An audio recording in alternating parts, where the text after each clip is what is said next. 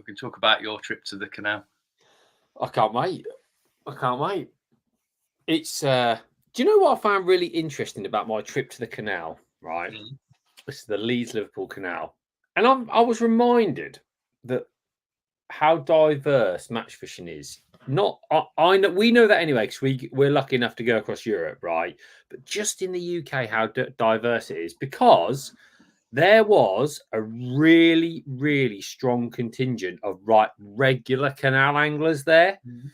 Um, and I get it. I get if that's what your thing is, it's different all the way along. There's wide bits, narrow bits, there's rogue fish, there's different. I get it. It's like it doesn't the bait, there's not like a massive fork out for bait. You know, like if you're going on the Trent and you need bolo rods, feeder rods, float gear, 10 pints of bait. There's none of that. You need a handful of each bait and a bit of ground bait. Your rigs I reckon you could put all your rigs on your top kit strapped together and then walk to where you want to fish. So like a lot of the elements are allows you to go fishing with ease. And it's a there's some good banter. I can hear them all winding each other up. Which is great. I think it's really great. So fair play to him. I love, or used to, because I don't get to do it anymore, but I think I'd still love it. I love canal fishing. That's like what I was brought up doing. And obviously, I've given you a bit over the weekend saying how much I like it. And that's all we did. That's all we did. And I think that's all a lot of people did, you know. So you've either got your rod and line guys who would go on, your lakes, try and catch some bream, try and or go on the river maybe. But you got to remember, like 90s, early 2000s, rivers weren't really a thing because they were a little bit out of sorts. And then canals during the 90s were like, wow, this is a great place to go fishing. Also, you go along the canal, like that minimal bait, a pole fishing pole, was coming in. This is it. This is the big thing, right? It is the Tunnel Barney F1 of the 90s. Yeah. Because it's pole only. Yeah. Where can we use our poles? Our brand new poles. Where can we use our poles? And do you know what I noticed walking along the bank? This is really interesting. Right? A lot of people's gear, because they don't need to update their box and that, is simple, right? Simple bait tray, simple gear, simple. The poles are like top of the range poles because that's the key part of equipment. And I noticed that as well. It was quite interesting to see because they might be fishing like 14.5 meters or whatever. The only negative, Rob, I've got from the weekend, because I did actually quite enjoy the fishing where I was. Yeah. The only negative I've got is the path behind is so good that I don't know if it's Canal and River Trust. I don't know who it is responsible, but the path along that Leeds-Liverpool Canal and Wigan is brilliant. It's in top-notch condition. Really easy for pushing your barrow. But what that means is everyone goes out for a walk along the canal. Because do you know what as well? That canal's really nice. It's got beautiful overhanging trees. There's not a lot of there's a few industrial bits, but not many. And it must be a really nice place to walk with the kids, your dog, people on bikes. But the problem is, as an angler, you're sat on the path. So literally, you're non-stop looking over your shoulder to make sure you don't put your pole in front of a bike. Yeah. And that's the sort of major downside to it. You and the public becoming one. Yeah, been there, done it. There's certain places that canals, you've just got to appreciate that's going to be the case. But there's certain places that you can go. So I stopped fishing the towny inner city canals because you get a different type of person walking along those towpaths compared to your lovely country canals where you might get a family walking along or a nice elderly couple walking along with a dog saying hello to you. Whereas in the town, I used to fish the Loughborough Canal. God, the sights you'd see on that on a Sunday morning, I just thought, no, I can't do this anymore. So You generally get, I tell you what you get as well on them inner city canals. I don't know what it is. This is maybe it's just people in general, it's society in general. You get more litter, more dog mess. It's almost like those people in a city are a little bit more. We don't really care about the environment. Yeah, I have to say that canal was immaculate. Yeah, Immaculate. No rubbish, no litter. The only one of the downsides is the path is that good that your bikers that are coming along it are proper serious biking people, and they probably fall out with the walkers more than they do, because I mean, literally, you got your kid with you walking along with your kid, and yeah, and you got on a bike goes, yeah, like it's not really suitable for Gloucester's the same. Gloucester Canal's exactly the same. You see someone and they'll, because it's so good, it's such a good path. Like they almost should have like a bike day and then like a pedestrian day. This is my thing about the bikes on the canal, because the last time, or one of the last times, I mean, a few years ago now, one of the last times in a city canal, in a sort of inner city canal again, one of the last times I fished on the canal, I had an argument with a biker, and it ended up with me getting off my box, and he was riding away as I was chasing him down the bank. and my argument with the canal, with the bikers, is the canal isn't usually the fastest way to get anywhere. So if you want to ride fast, you go on the road. If you want to ride fast, you go on the road. If you want to have a lovely ride, a leisurely ride, yeah, you go on the canal. And then you've got to expect that you've got to stop for an angler. You've got to stop for someone walking with their pram on the canal. Yeah. You've got to stop for for a family.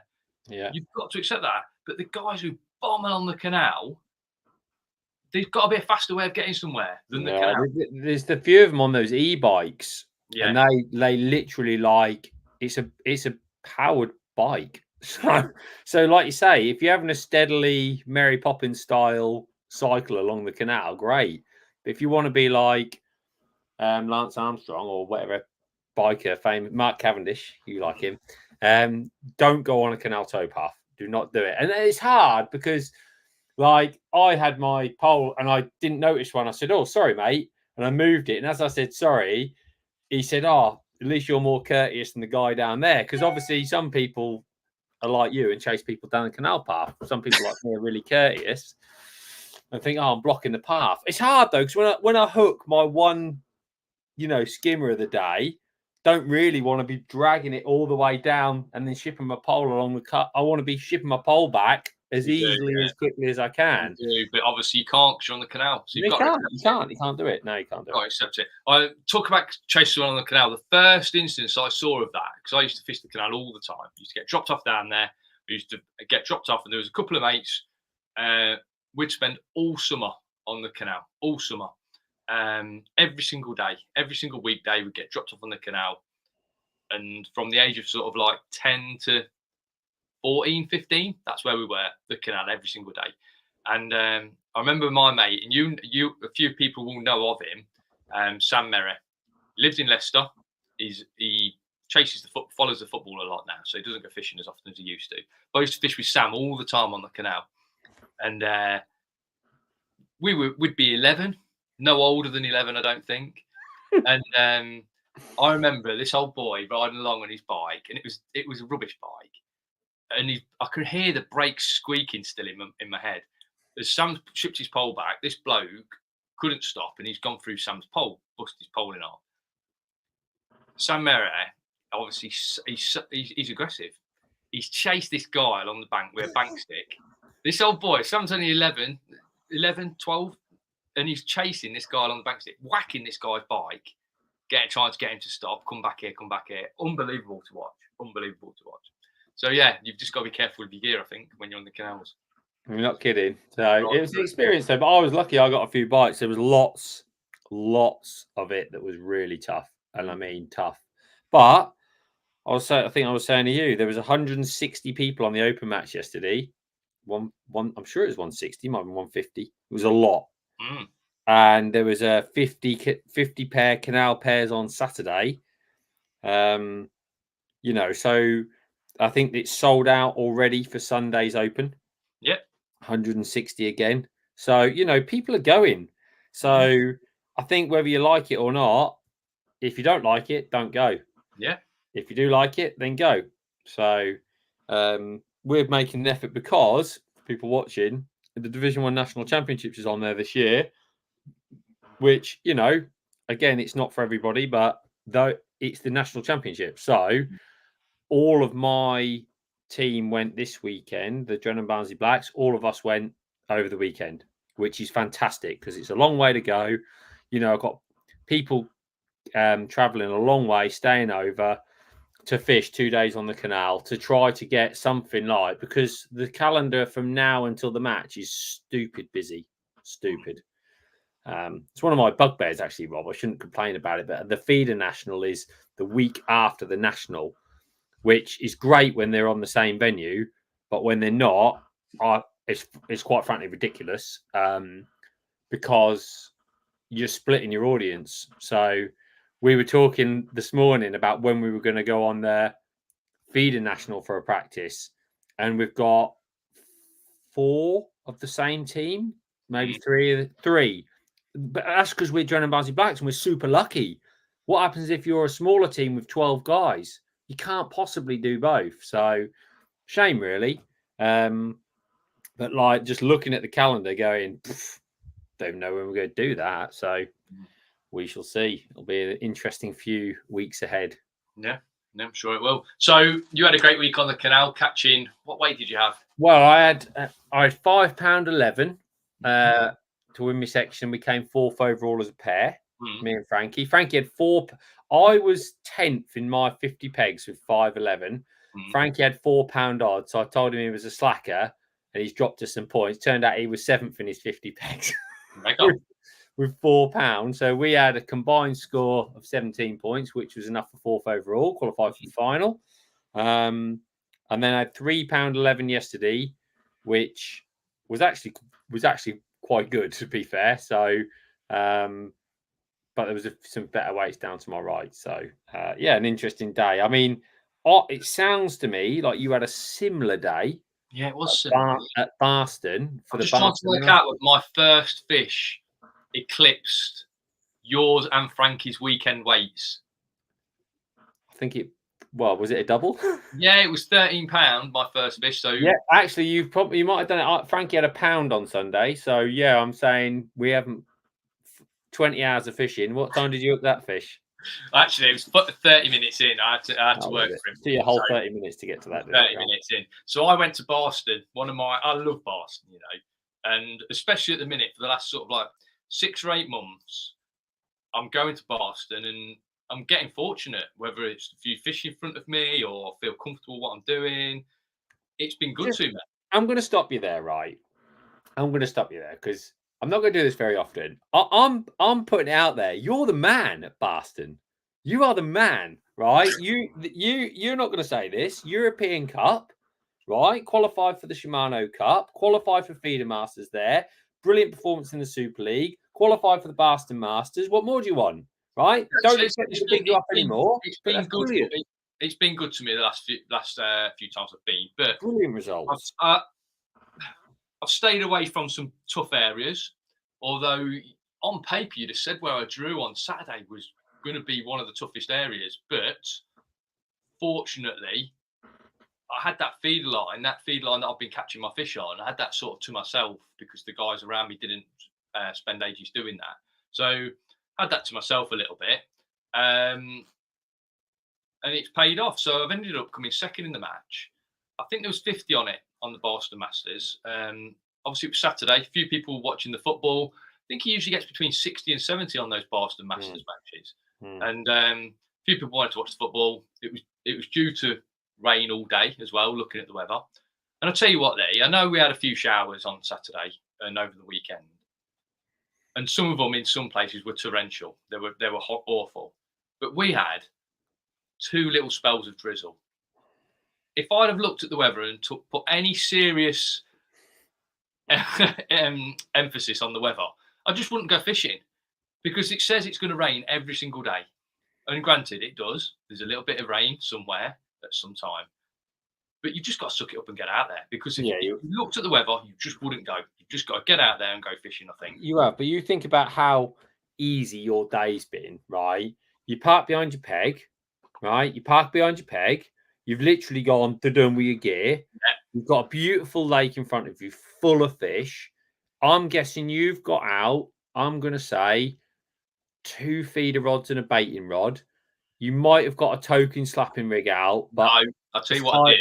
But I didn't take I took my pole, but only 30 meters of it and one top kit, because I thought if I draw a margin peg, I can do it, because it's a long walk at Boston and I don't want to leave my pole in the car. Other side. Yeah, on the other side. So yeah. I thought I can choose that in my ready rod holder. I took a pellet waggler rod for just dobbing around, pellet waggler on that bomb line. Sometimes they refuse to go down, and also use it as a mugger. So my first fish, looking around, no one really caught anything out there. There was an odd cruiser, but out of distance. And I've seen this one cruising towards me. I've chucked my pellet waggler out and plopped him on his head and got it straight away.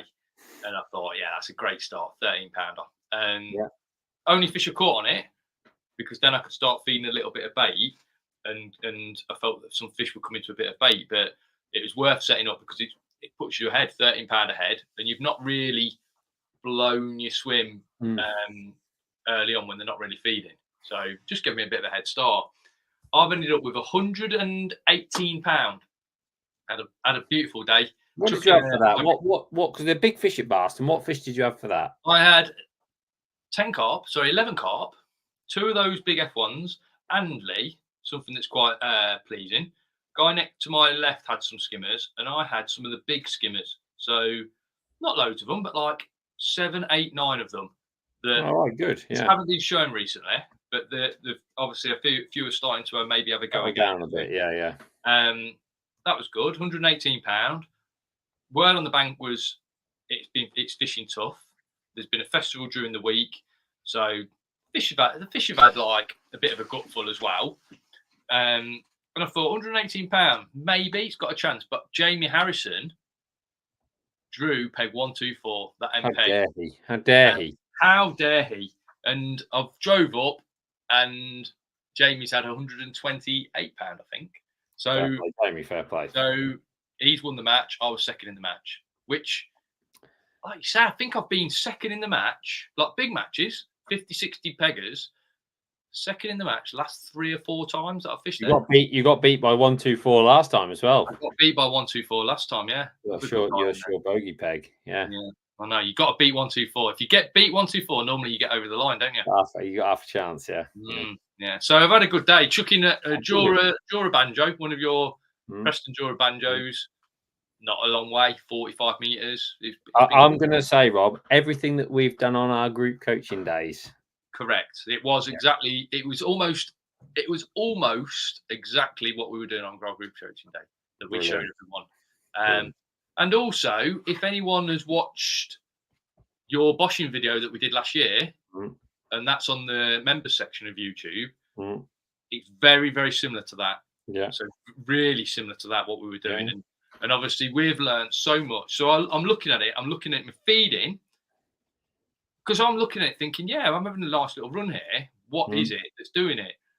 And then when you think about it, the feeding from obviously those days that we've had, i.e. that boshing video, group day, the feeding is important, without a doubt. In any style of fishing, the feeding is important. But what we've learned from our underwater method stuff, and we're going back now, sort of like 2 years, that underwater method stuff, how we load the feeder, present the bait, and how you prepare your bait is massive. So you're stacking all the odds in your favour on every element of what we're doing. So I know I'm feeding it about right, and then I'm looking at my trap that I'm setting out, my feeder, and going, I'm actually, that's right as well. It's been the same for me, Rob. Like in the same period of time, I don't go to Boston as much as you have. It's been super kind to me, so it just proves what we're doing is right. You know what I mean? So we can't. I think it's fantastic. So I didn't go on Sunday like you, unlike you.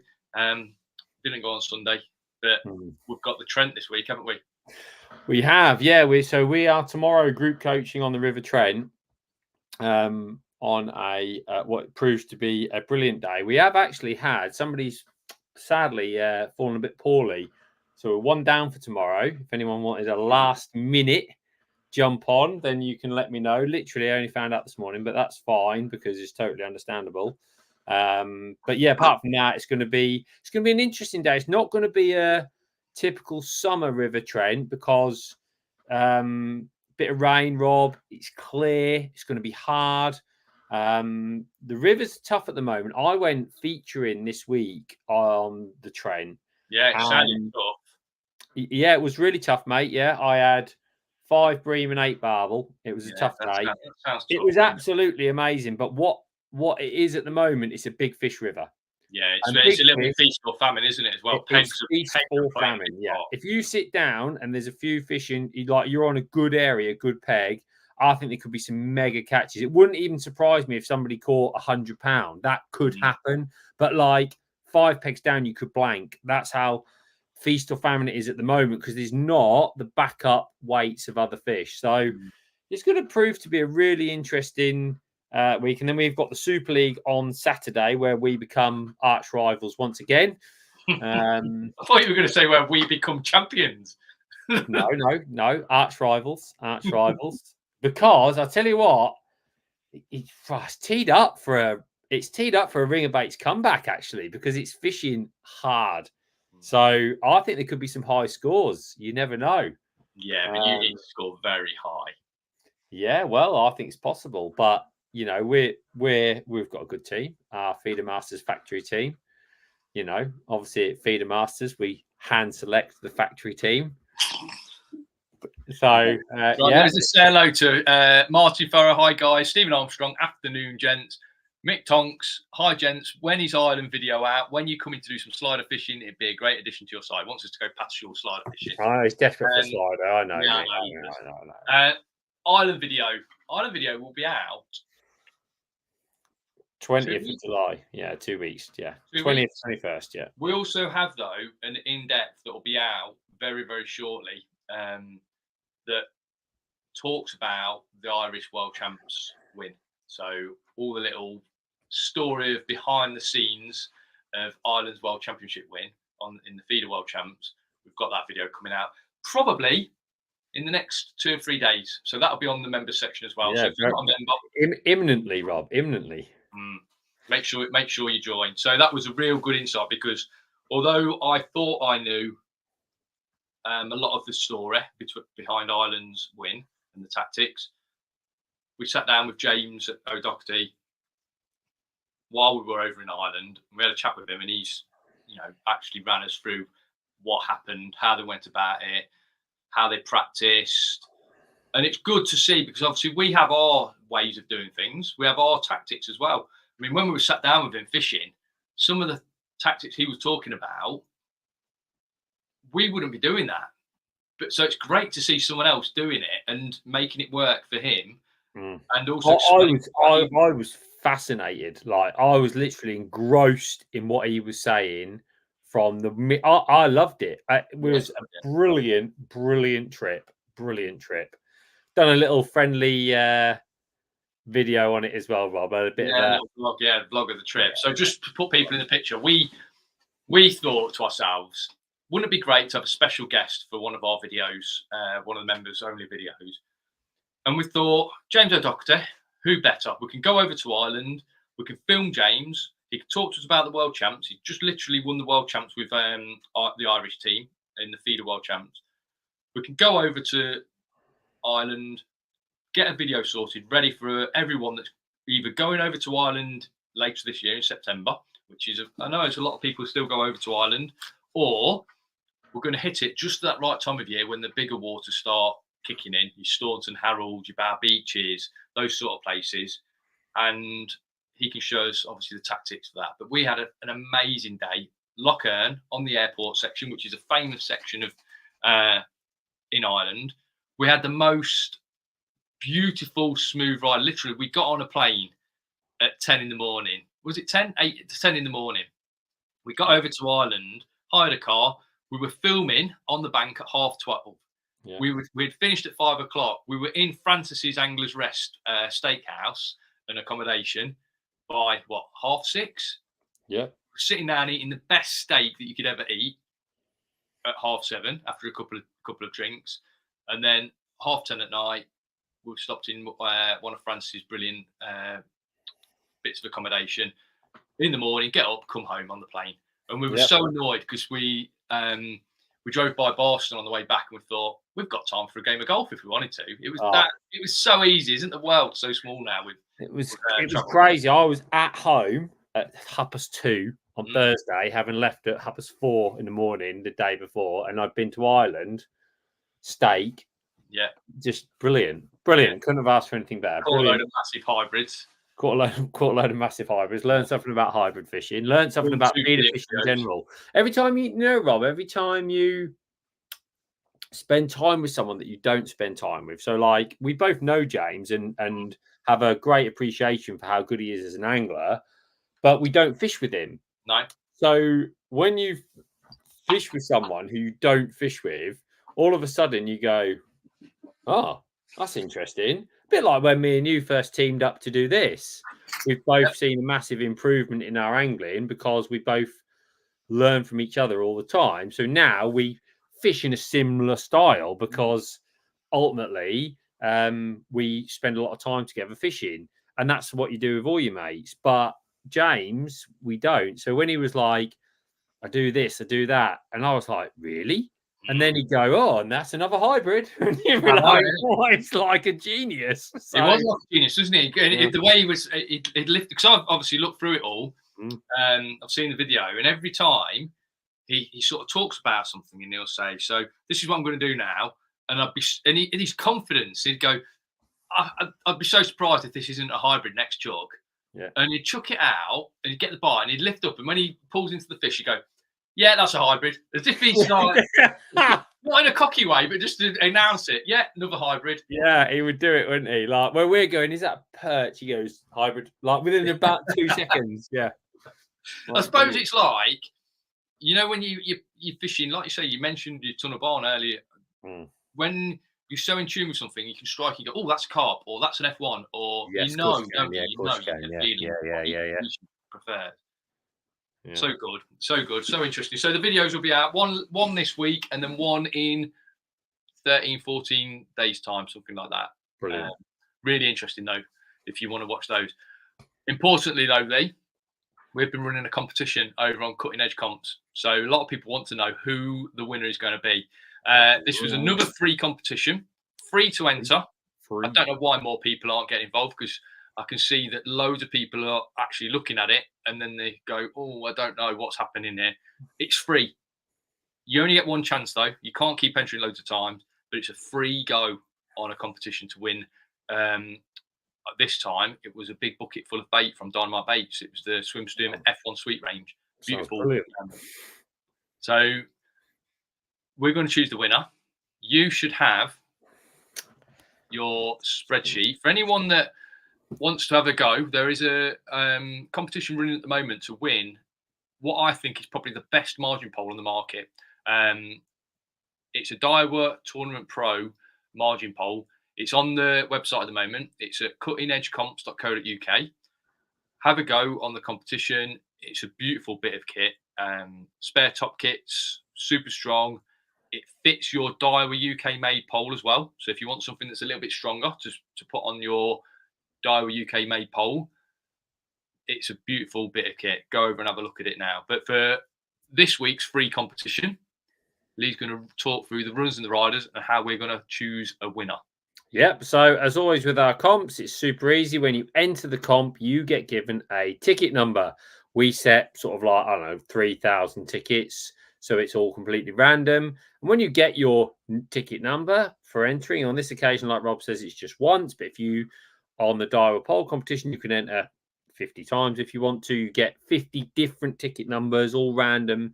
It's always a randomized ticket. So that's great. Gives you your ticket number. Then once you've got your ticket number, to make the draw as efficient as possible, we allocate you a draw number based on the lowest ticket number. In this case, it was 25 first, and then all the way to the highest ticket number, which was 2,997. And that is the 207th entry. So, Rob, you are now going to bring up Google Random Number Generator, and it needs to be between 1 and 207. And we basically randomly select that number, and that will choose our winner of this competition. And it could be anywhere. We've had highs, we've had lows, we've had middles, we've had all sorts. So you should be able to see our number generator in front of us, Lee, now, yeah? There it is, the number generator. Yep, okay. got it. So I've just reset it with a 0, 0. So we're saying 1, 2, 211, was it? 207. 207. Right. So this will generate our number, our draw number, and it will generate our winner. This is for the Swim Stim bait bundle, Swim Stim F1 Suite, delivered to your door in the bucket with all of the accessories. Good luck, everybody. Let's see who's won it. 111, Lee. That is very easy, isn't it? 111 is Richard Webb. 111 Richard Webb. Richard, congratulations. You have won some Dynamite F1 Suite, a great big bundle. It's a bait that I know Rob has had a lot of success with and used a lot, Rob. So great bait there, and huge thanks to Dynamite Baits for doing that. That's an incredible package and our free to enter competition. So congratulations, Richard. What's the number, please? Richard Webb, and he was ticket number. I'm looking on here now. Oh, gotta see. Hang on. 1586. 1586 was the ticket number. 111. Richard Webb. Richard, massive congratulations to you. Congratulations. You'll get the Dynamite Baits gear delivered to your door. Congratulations. So, tomorrow, Lee, you're doing the fishing, aren't you? Yeah, I'll get to do the demo tomorrow. The only difficult thing, Rob, will be obviously once we've done the demo and the detail in the demo, we send the guys off to go and do their fishing. So you'll have to prize me off my box to stop me fishing so I can go and do some coaching in the afternoon, because there is nothing better, in my opinion, than fishing on the River Trent. That is my number one. So I've got I'm going straight back. So obviously we've got the coaching on Tuesday. Then I'm going to go and fish the Newark match on another bit of the Trent on Wednesday. Love those Newark matches. Again, there's like 60 people on a midweek match. What a match. Great matches, mate. Great Just matches. got to tell you, BL, hi guys. The group coaching day at Boston was absolutely amazing. I will never forget that day. Cheers from Germany. So we had last week on our group coaching day at Boston, we had some fantastic people there on the bank. Brilliant. All really willing to learn and find out, how to catch more fish at Boston and similar venues. And one cracking guy, he comes over on holiday each year to the UK from Germany, drives over, and he's made sure that his holiday coincided with our coaching session, so he can come and have a day at Boston with us. It was fantastic. Bought us some beer, bought us some little feeders that he's obviously really popular in Germany as well. So thank you. It's great. It's great to have people, wanting to do it that much. He was an all-round very nice guy, wasn't he? Yeah. But we've had a lot of loads of very nice people. Yeah. Stephen Armstrong. Any special bait requirements for tomorrow? It's on your list, Stephen. 3 pints of hemp, 2 pints of casters, half a pint of maggots, and a natural ground bait of your choice, and a few worms. That is on the bait list. That's what I would like you to bring tomorrow. And we have got a spare place if anyone wants it, haven't we? And we've got a spare place. If you want it, it's like, say somebody's fallen ill, you let me know, and I will be on it. Okay, superb. Right, you get your gear ready for tomorrow. I'm going to get... What do I need then? Nothing. I don't need anything, do I? Box. Yeah, just bring yourself. Yeah. Yeah, I'm just going to get me box ready. Waders. I'll need some waders, won't I? Yeah, you need some waders. Yeah, I need some waders, some wading pegs. Right. Thank you very much, folks. Well done to Richard winning that bait bundle. Hopefully you make good use of it, catch plenty of fish. Remember, guys, there's that margin pole competition. The pole's worth like just under £1,000 if you were going to buy one. It's well worth having a go. Best of the best, I'm saying. The Rolls Royce of margin poles. Cuttingedgecomps.co.uk. We'll see you next time.